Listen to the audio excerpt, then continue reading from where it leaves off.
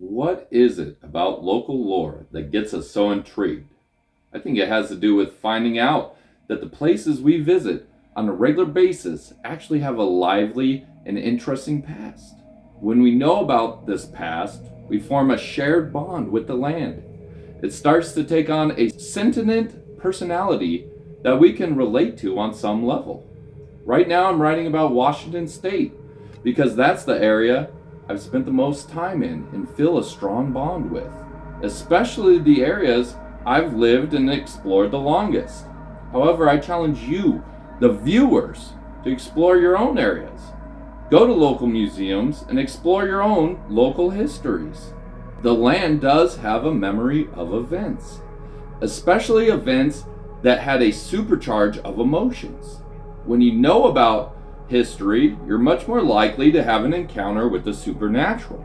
I'm not sure how to explain this concept completely, but the land gets to know you and you get to know the land. The surroundings start to have a familiar feel and you're more able to find interesting things. It starts to feel like an elaborate game, like a giant jigsaw puzzle slowly taking shape. But the more pieces that you find, it just leaves you with more questions. You can never gather all the pieces to form the complete picture, even after years or decades. One piece can take years or decades to find. The area from tonight, I'm very familiar with. I usually make the long hike a few times a year. Each time I visit, it's like returning and catching up with an old friend with a mysterious past. If you like what you hear tonight, you might want to check out my books. I've collected local lore, history, and first-hand encounters into an anthology series called Northwest Mythologies.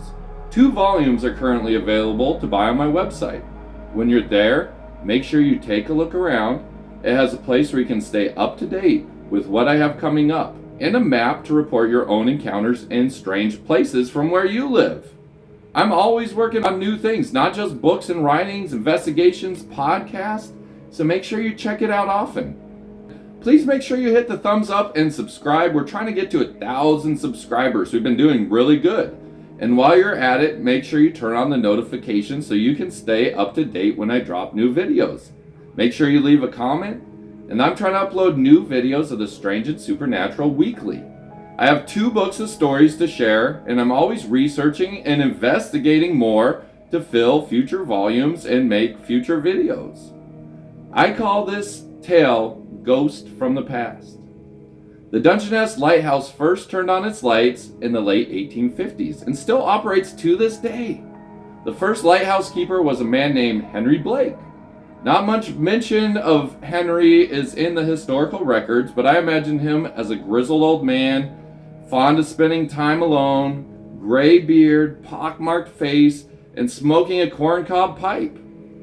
As mentioned in the Chief Kitsap video from last week, the Spit was already the site of at least one battle between local Washington natives and tribes from Canada. The Spit was a favorite campsite for the Canadians before paddling across to Vancouver Island. So they camped there, wait for the fog to lift, and then paddle home. In the late 1860s, a group of indigenous people from Vancouver Island were camping on the Spit, waiting for that typical fog to lift before paddling across the Strait of Juan de Fuca.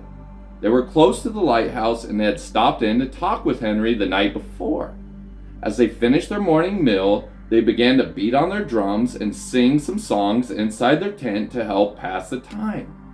Unfortunately for them, the drumming and singing masked the sound of an approaching canoe.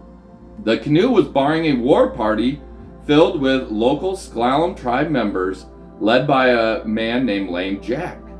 He was seeking vengeance for the kidnapping of his wife and son by the Canadians a few weeks before. He's called Lame Jack because he's injured in a fight and one of his legs didn't work well, and so he dragged it behind him as he limped along. It wasn't much use to him at all when walking. So the small band from Canada had also just been paid several gold pieces from harvesting hops in Puyallup, which was common practice. They'd row down and help harvest hops and then get paid in gold coins. As they sang songs and beat on their drums in their tent, They were surrounded by the vengeful Lame Jack and his co-conspirators. He and his tribal associates had war clubs and knives, and they were ready for retribution. Once the ambush was in position, they waited until the drumming was at its crescendo, the loudest part, and then they attacked. The vengeful attackers trapped, clubbed, and stabbed all the unsuspecting victims inside their tents. They beat and stabbed until all within had stopped moving and screaming. In total, 10 men, 5 women, and 2 children were killed. Only one pregnant woman, who was hit with a club and stabbed several times and left for dead, survived.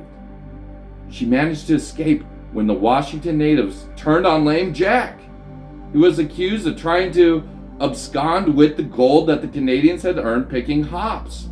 As the tribal members fought and killed Lame Jack, the badly injured woman seized her chance and crawled, bleeding towards the lighthouse, inching along the beach, trailing a path of blood. And she just prayed for salvation, then that she'd be able to reach the safety of the lighthouse. And it just seemed so far away as she was just inching along that beach. And she crawled, focusing on saving her unborn child in her womb. Henry, the lighthouse keeper, had witnessed most of the massacre through his telescope. When the surviving woman was a safe distance from the fight between Lame Jack and the other members, he ran out and helped her into the fireproof lighthouse. Unfortunately, Lame Jack wasn't so lucky, and he was killed by the other conspirators. They reportedly didn't care much for him, and they weren't fond of him. And then they followed the blood trail of the woman to the lighthouse. And they banged on the door, and they demanded that Henry turn over the woman and threatened to kill him if he refused. But Henry told him he wouldn't turn her over. He was feeling secure. The lighthouse was fireproof, and it had a solid door, and he had a rifle with lots of ammunition. So the natives threatened vengeance, but eventually they left. Henry gave the woman first aid and brought her to town, where a member of her tribe was married to a local. They let her stay with them a while she healed from her wounds. The woman ended up making it back to her tribe in Canada a few weeks later and had her baby. She birthed a healthy baby. Henry also buried all the bodies right by the lighthouse. The graves of the slaughtered are still there to this day, along with the grave of Lame Jack. They're buried in a part of the spit called fittingly Graveyard Spit, and this is a smaller section jutting off the main spit. Henry testified to the local Indian Bureau agent, and an arrest warrant was issued for all the participants of the massacre. They only served an average of 4 months for the crime, as it was ruled a native issue and it wasn't under the court's jurisdiction at that time. It was the last significant killing in the region between natives from Washington and Canada. Several months later, Lame Jack's wife and son managed to escape from their captives, and they rejoined the local tribe. So all that vengeance was really a waste. All the men that were released died within a few months of being freed. Several were reported to have died of smallpox. Some died in various accidents. A few were killed while protecting the location of those stolen gold pieces. And the gold pieces are still not fully accounted for to this day. Treasure, especially gold, is a common thing to be cursed. Gold is a great conductor of energy. Both electrical and spiritual power is said to be conducted and stored in its metallic surface. When negative energy gets trapped in gold, it brings the energy to the person in possession of it. These stolen gold coins were said to be infected and fused with a murderous rage from the massacre.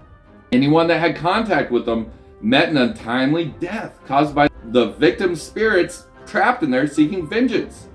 Some deaths seemed to not be connected with the coins directly. Several times people were murdered for the coins, but energy and curses especially are said to transfer and manifest unexpectedly upon someone receiving a cursed item. And this can make the person more susceptible to disease and accidents. None of the attackers could escape the curse. Within a few years, they were all dead. Even some of their relatives that touched the coins were said to have suffered similar fates. Eventually, the gold coins were lost to the sands of history, just All the people that had them had died, that knew where they were at.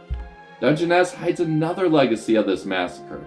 The lighthouse can be rented out, and tourists will act as lighthouse keepers for several weeks at a time.